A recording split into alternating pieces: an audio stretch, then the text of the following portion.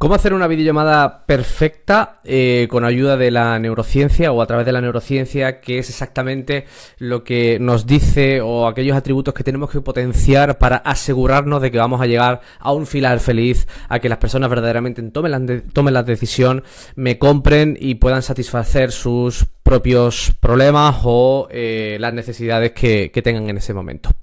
De eso va el vídeo formativo de hoy. Bueno, ¿qué tal? Soy Pablo Luna, experto en neurociencia aplicada a la videollamada de venta, y hoy es uno de esos vídeos formativos para YouTube que es de, como siempre digo, de papel y boli, porque vamos a ver 4 conceptos muy interesantes: la autorrevelación, la curva de la discrepancia, coherencia interna, egoísmo implícito, autorreferencia y la autonomía percibida, que son una serie de principios en los que basamos a través de neurociencia, a través de la ciencia, a través del comportamiento, para poder explicar cuáles son aquellas partes que vamos a tener que potenciar cuando vamos a hacer una videollamada de venta y hacerla, vamos a decirlo así, perfecta. Lo digo entre comillas porque no hay una videollamada perfecta como tal, pero sí que si reunimos una serie de puntos vamos a garantizar en la mayor parte o en la mayor medida el éxito de esta disciplina.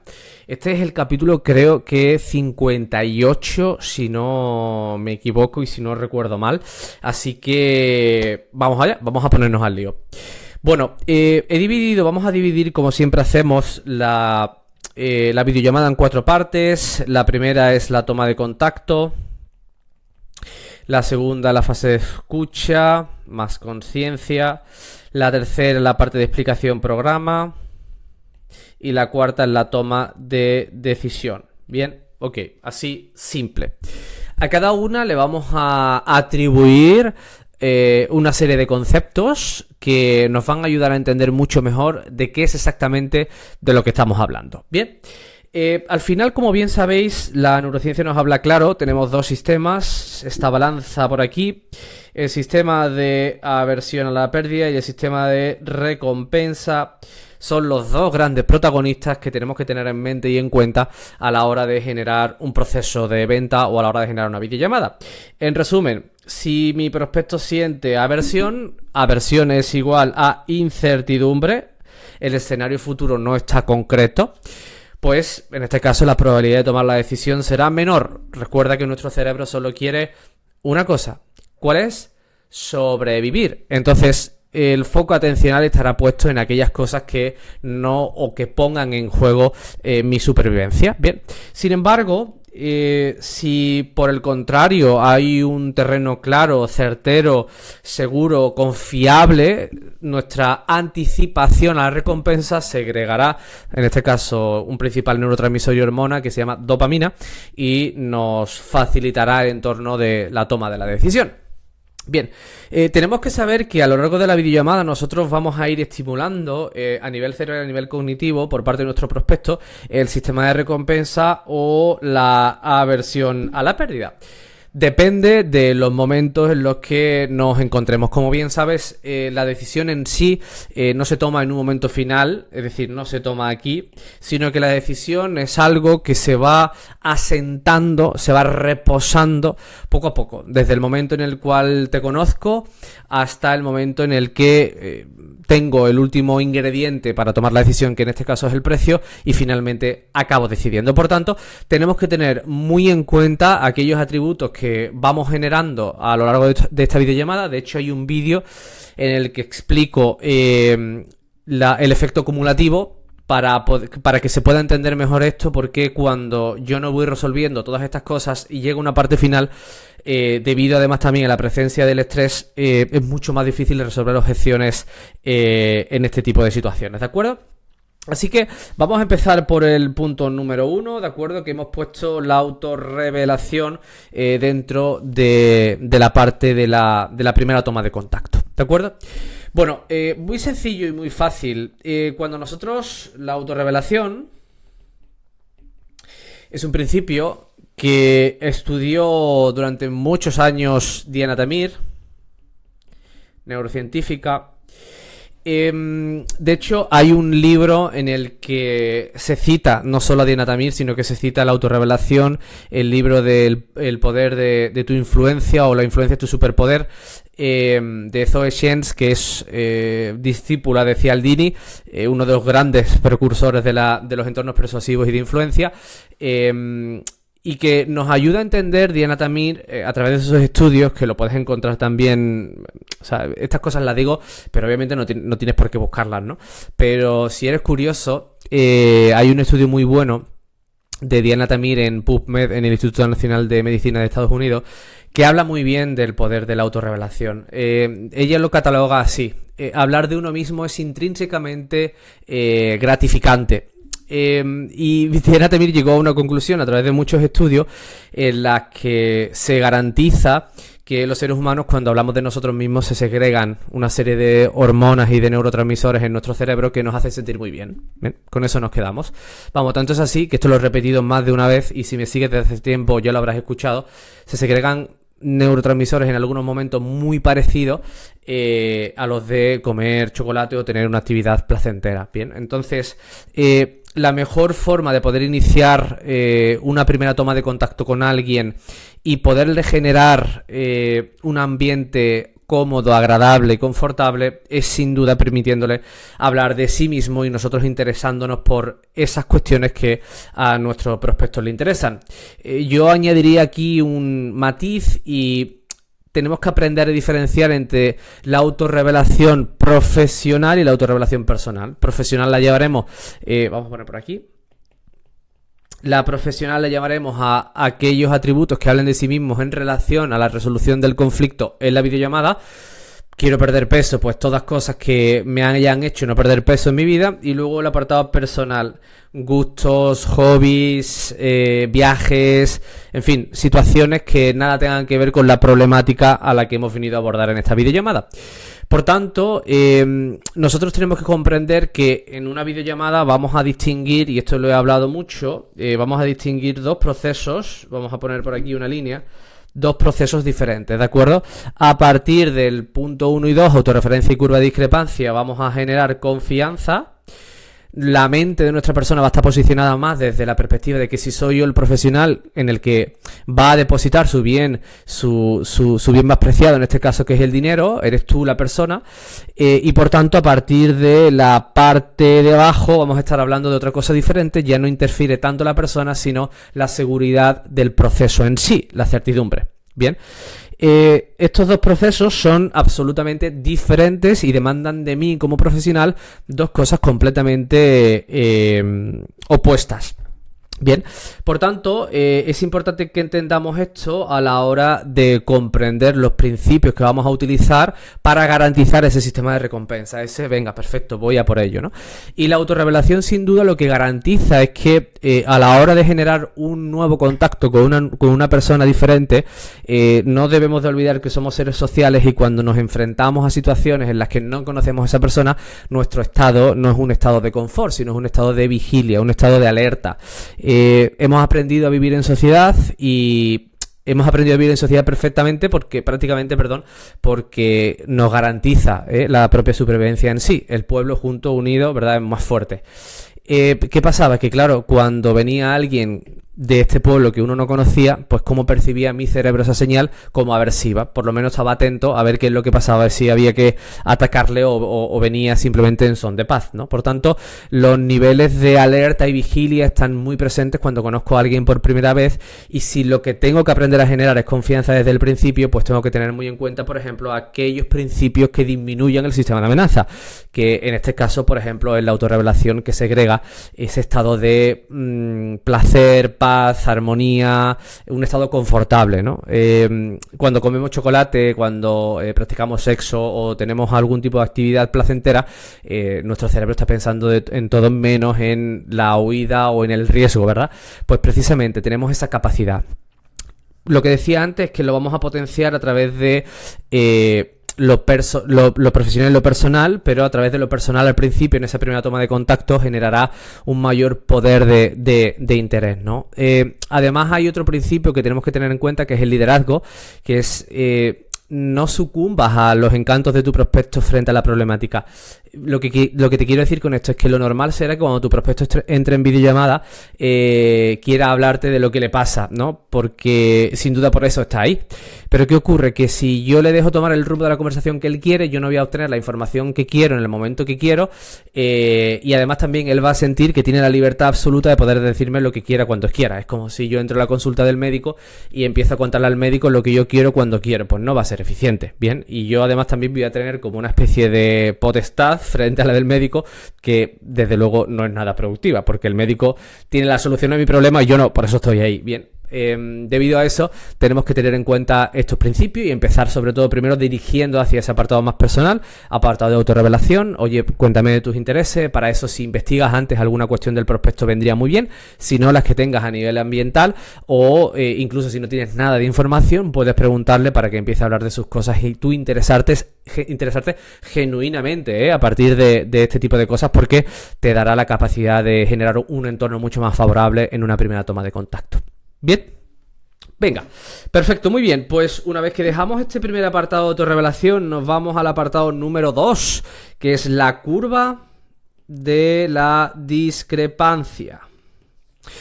Bien, ¿qué es la curva de la discrepancia? Bueno, pues esto lo vamos a hacer de una forma muy sencilla. Este término en sí, la curva de la discrepancia, hay muchos autores. Yo recuerdo hace muchos años, uno de mis primeros, podría decirlo, sí, mentores o que me influenciaron a la hora de llevarme la venta al terreno de neurocientífico, fue Josu Lazcoz, que desde aquí le mando un abrazo enorme. Es un hombre de unos 50 y pico, 60, comercial de toda la vida, pero que tiene además varios libros.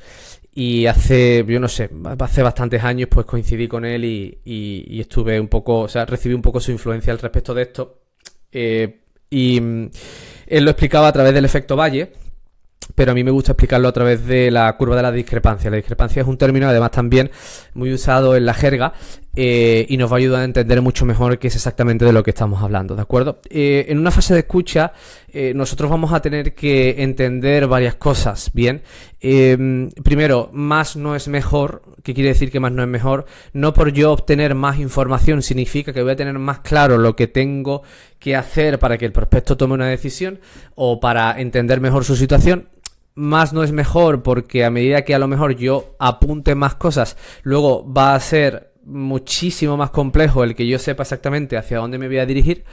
Y luego tengo que entender que en este tipo de situaciones tengo que aprender a generar conciencia de la problemática orientada a la solución. O sea, tengo que ir un paso más allá, que la persona entienda que su problema es más hondo y profundo de lo que ella pensaba, que la situación en la que está viviendo actualmente no tiene por qué sostenerse más, ese punto característico de urgencia, pero que hay que hacerlo con cierto cariño y con cierta dulzura para que estas cosas vayan bien. Y luego, obviamente, esa persona tiene que entender también, de ahí esa distancia, discrepancia, diferencia, tiene que entender muy bien cuál es la diferencia entre el ayer y el mañana, hacia dónde aspiramos, y que, por tanto, se segregue esa anticipación a la recompensa a través de la dopamina, de esa aspiración a estar mejor en el futuro. Por tanto, la curva de la discrepancia simplemente lo vamos a ejercer desde dos apartados, desde un apartado rojo, poniendo un punto crítico aquí, y un apartado verde hacia allá, ¿de acuerdo? Entendiendo que este es el suelo.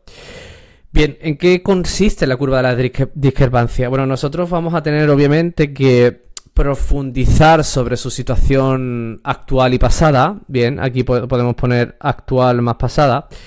Y la ruta verde, la situación presente y futura. Bien, que son cuestiones totalmente diferentes, ¿no? Más futura que presente, desde el punto de vista verde.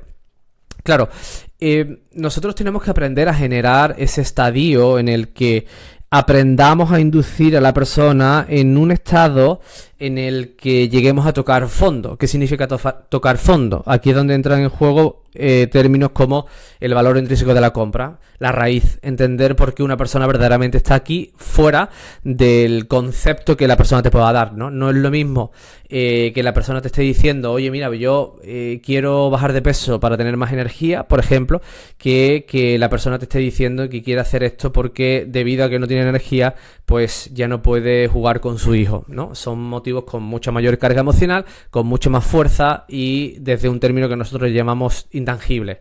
No es lo mismo sentir que rechazo tener más energía que sentir que rechazo a mi hijo, ¿no? Son dos cosas totalmente diferentes, aunque ambas estén en una misma tesitura, pero nuestro cerebro es muy inteligente y tiende a evitar aquellas cosas que nos hagan sentir peor, ¿bien? Por tanto, para nosotros el principal objetivo dentro de esa curvatura roja que nos lleva hacia el punto crítico es cómo vamos a entender su situación pasada y su situación presente.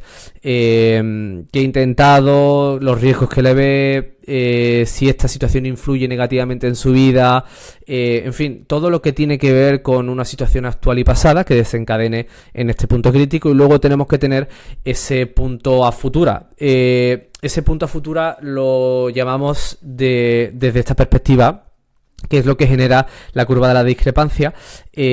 Bueno, pues los objetivos, las preferencias, lo que esa persona quiere conseguir, en fin, ya sabemos que una genera una hormona o neurotransmisor y otra genera otra. Al final, la curva verde lo que vamos a intentar simplificar es la anticipación a la recompensa. Bien, ¿qué significa la anticipación a la recompensa? Bueno, pues que ahí es donde precisamente hay una liberación de dopamina, donde hablábamos de este factor, bien, en el cual nosotros teníamos esta especie de balanza en la que por un lado estimulamos una cosa y por otro otra, pues siempre lo que va a favorecer la toma de la decisión será todo el estímulo que tenga que ver con el sistema de recompensa, dopamina, etcétera, etcétera. Por tanto, el generar este estímulo desde esta parte, desde lo que la persona quiere conseguir, que se vea, que se visualice y que lo tenga bien claro, no desde, mira, voy a decir una cosa importante, que es no desde la perspectiva de cómo te vas a sentir cuando consigas tal cosa, porque tenemos que evitar, para generar ese tipo de situaciones, evitar las respuestas cerradas, respuestas de sí o no, bien, mal. Tenemos que pretender generar respuestas abiertas que provoquen la justificación del prospecto frente a la pregunta que yo estoy ejerciendo. No es lo mismo preguntarte cómo te sentirías si tú llegas a cumplir tu objetivo. Pues muy bien, es una respuesta muy predecible, que ya entramos en una respuesta más subjetiva y personal. ¿Qué significaría para ti, desde tu perspectiva, el cumplir esto? Bien, la pregunta del qué significa genera un mayor entorno de apertura y de justificación que la pregunta de cómo te sientes, ¿no? Una va dirigida hacia un entorno cerrado y otra va dirigida hacia un entorno abierto. Por tanto, es muy, muy, muy, muy importante saber sacar la máxima potencia ante esos dos estímulos. A través del punto de rotura, es decir, que nosotros vayamos un paso más allá, que hay un vídeo en YouTube hablando de esto, vamos más allá de su situación personal o de cómo lo influye la situación que tiene actualmente, es ese concepto de trasladar la energía por el niño, por el crío.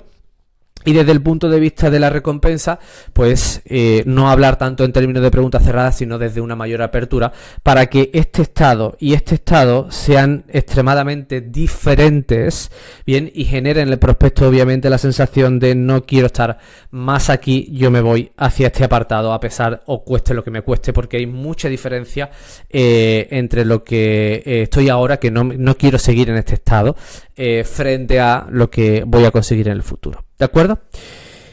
Una vez que nosotros hemos establecido además también este marco, nos vamos a un punto número 3, que el punto número 3, hay diferentes tipos de términos. Mira, si te acuerdas, hemos hablado de la coherencia interna, del egoísmo implícito y de la autorreferencia.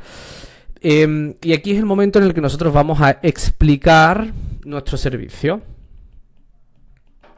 Bien, vamos a explicar nuestro servicio. Esta explicación de nuestro servicio la vamos a apoyar en esta terminología. Siempre recuerda, sistema de recompensa, aversión a la pérdida. Nuestra misión va a ser como si tuviéramos una balanza y estuviéramos poniendo peso continuamente en la parte en la que sabemos que estimulamos la decisión. Bien, por tanto, ¿desde qué o qué situaciones propiciamos que generen que el prospecto se mueva en el sistema de recompensas? Pues bueno, muy sencillo.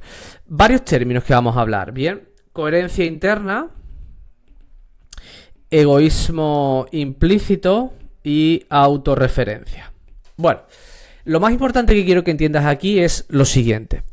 Si yo no tengo el efecto acumulativo del que hablábamos antes, que hay un vídeo en YouTube hablando de esto, si yo no tengo una información de calidad en un proceso de escucha, me va a repercutir notablemente sobre la parte final del proceso. ¿Por qué? Porque yo no estoy verdaderamente explicando el servicio en función de lo que la persona me ha estado contando. Esto lo hablamos mediante el término o la teoría de la arcilla. Mi misión es saber que tengo materia prima, que es la arcilla, es mi programa, pero que dependiendo de la persona y de los gustos, yo le voy a dar una forma a esa arcilla. Le voy a construir un vaso, un plato, un tenedor, un cubierto, da igual, pero mi misión es saber amoldar en función de las necesidades propuestas por la persona que tengo enfrente. Bien, ¿por qué estoy diciendo precisamente esto? Porque tanto la coherencia interna como el egoísmo implícito como la autorreferencia favorecen a que yo sepa adaptarme a la persona que tengo enfrente.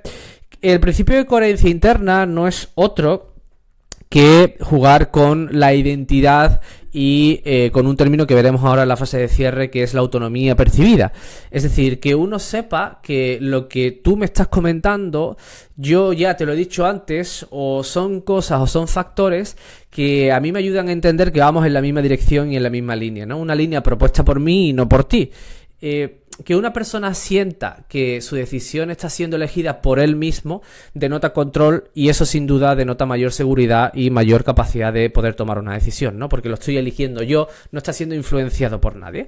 Por tanto, el entender la coherencia interna, yo voy a poner un ejemplo muy sencillo que siempre me gusta ejemplificarlo desde la misma parte, ¿no?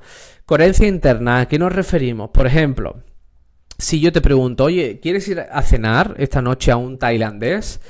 Y tú me puedes responder, bueno, pues sí, bueno, pues no, depende, ¿no? Pero ¿qué pasa que si yo le añado oye, ¿recuerdas que ayer por la noche me dijiste que hoy te gustaría ir a cenar a un sitio diferente que no hayas ido nunca? Vamos a ir a cenar a un tailandés.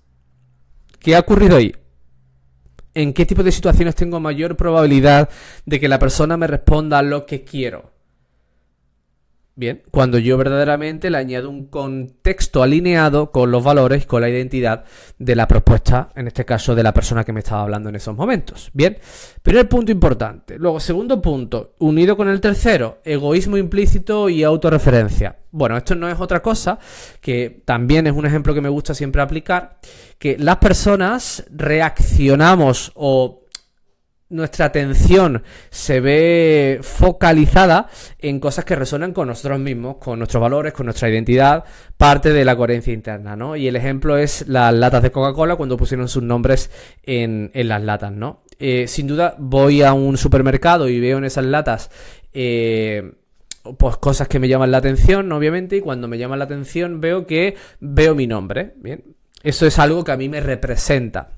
Me puede representar tanto a nivel personal, profesional, de la forma en la que sea, pero sé que hay algo ahí que tiene que ver conmigo y eso marca mi atención, ¿bien? Entonces, a la hora de generar todo este tipo de cuestiones, porque la autorreferencia funciona de una forma muy parecida, nosotros en nuestra aplicación del servicio tenemos que tener en cuenta dos factores, ¿bien? El factor 1, que es la necesidad cliente, y el factor 2, que es la característica o la arcilla, en este caso moldeada. Bien, tengo que tener en cuenta dos cosas. Primero, la necesidad de cliente, qué quiere mi cliente, qué le pasa, qué tipo de limitaciones pueda tener, etc, etc, etc. Y luego, cómo con nuestra característica voy a moldar y voy a solucionar esa necesidad. Aquí sacamos un concepto interesante, y es que nuestra principal misión va a ser que ningún argumento, ninguna explicación de mi programa sea igual que la otra, porque tampoco tendría mucho sentido, ¿bien? Porque si solamente estoy explicando mi servicio de la misma forma, veré que la arcilla que estoy usando siempre es la misma y es la misma forma, es el mismo plato, pero a lo mejor la persona me ha pedido un tenedor, ¿de acuerdo? Así que tenemos que tener en cuenta esto. Y en el último punto, en la parte final de la toma de la decisión, que lo llamaremos la autonomía percibida, esto es algo fundamental y vital, sin embargo, también es algo que cuesta mucho reconocer, cuesta mucho gestionar, cuesta mucho llevar a cabo. Muy sencillo, porque nosotros, vamos a explicarlo a través de la teoría de la cuerda, nosotros estamos en una fase en la que ambos, bien, aquí hay una cuerda de la que tienen que tirar, porque el usuario A tiene unas necesidades y el usuario B tiene otras. El usuario que compra y el usuario que vende. Bien, si yo no tengo clara la decisión y quiero irme de aquí sin comprar, sin poner en peligro mis bienes, voy a tirar de la cuerda hacia mí, me quiero ir. Y la persona que vende, cuando está viendo que la persona va en contra de sus intereses, porque claro, la persona que vende está ahí para vender y está viendo que se le está escapando, pues esta persona va a tirar de la cuerda en la otra dirección. Bien, esto lo que va a generar es un punto de fricción o estrés. Bien, ¿qué pasa? Claro, la mejor forma de que esta persona empiece a sentir que no tiene que tirar tanto de la cuerda es que ella misma se sienta libre de lo que está eligiendo. Bien, las cosas que generan un mayor forcejeo de la cuerda son precisamente el que la persona entienda que estamos poniendo en duda su autonomía. Por ejemplo, cuando el vendedor empieza a generar un entorno de presión que empieza a ser percibido por parte de la persona que compra como esa rotura de la autonomía. Esta persona no está hablando por mis intereses, sino por los suyos. Esto pone en riesgo mis bienes. Esto pone en riesgo mi supervivencia. Tiro más fuerte de lo mío, ¿no? Entonces, claro, la pregunta del millón es, bueno, ¿y cómo se respeta la autonomía percibida de mi prospecto para que la fase de cierre todo vaya un poco mejor? Aquí es donde entramos con la regla del emisor-receptor. ¿Qué significa la regla del emisor-receptor? Bueno, a nivel comunicativo hay algo que debemos de entender y algo que debemos de respetar. Por ejemplo, si yo estoy en una conversación con un amigo y yo de repente le digo a ese amigo, oye, ¿tú quieres tener hijos? Y la persona me dice, yo no. Y no me responde más, ¿quién sientes de los dos que tiene que continuar con la conversación o con las preguntas, ¿no? Pues seguramente, si has acertado, verás que hay dos tipos de reglas o de normas en ese momento. La regla del que emite, oye, ¿tú quieres tener hijos? Y la regla del que recibe sin más, no.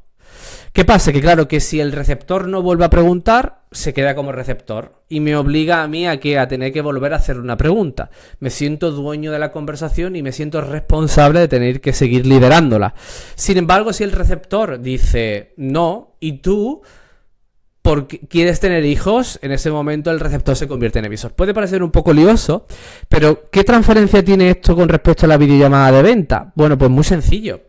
En el momento en el que la persona, por ejemplo, me pregunta a mí por el precio y me dice, oye Pablo, ¿esto cuánto vale? Yo me convierto en el receptor y le digo, pues vale 1.000 euros. ¿Qué pasa? Que claro, ahí obligo a la persona a tener que seguir y continuar con su propia decisión. Ahí que estamos haciendo, estamos respetando su autonomía. Es la persona la que da el primer paso frente al mío. Bien. Otra cosa sería si yo te digo, pues vale 1.000 euros, ¿tú cómo lo quieres pagar? Ya empiezo a convertirme de nuevo en el emisor y me empiezo a tengo que ser yo la persona que empieza a tirar de la cuerda, que empieza a empujar para llevar hacia la persona por donde quiero, y eso generalmente lo que provoca es una rotura de la autonomía de la decisión, y la rotura de la autonomía de la decisión conlleva la presencia del cortisol, del estrés, porque siento que en escenarios en los que hay incertidumbre y en escenarios en los que no estoy controlando esa incertidumbre, me llevan precisamente al caos y a un entorno muy impredecible, cosa que mi cerebro intenta evitar a toda costa. ¿De acuerdo? Así que nada, chicos, esto ha sido todo. Son media hora prácticamente de este capítulo formativo que espero que hayáis disfrutado. Nos vemos en el siguiente. Chao, chao. Hasta luego.